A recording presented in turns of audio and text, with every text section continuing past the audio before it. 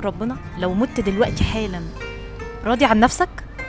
بصي، وانا مش راضي عن نفسي بنسبه 100%، لان انا كنت مقصر في الصلاه، ففي فروض فادتني كتير. انا يمكن بس عيبي بس الوحيد ان انا بدات اصلي، بس نفسي بقى اخد المرحله الجايه نبدا اصلي في الجامع. الاغاني، بسمع اغاني فدي ربنا يحاسبنا عليها.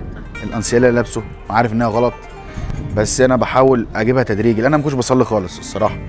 بس في حاجات كنت بقلبها على الفيسبوك او على تيك توك، كان بيظهر لي حاجات سبحان الله كانت بتاثر فيا وبتغير فيا. يعني مثلا انا بشوف مثلا لما حد بيموت يقوموا جايبين صوره ويحطوا عليها اغاني حزينه وشيرين، وانا مش هشوفك تاني.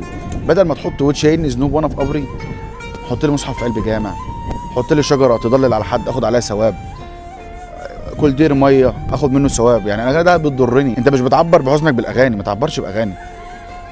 نفسك في ايه؟ نفسي لما اموت يبقى يدعوا لي.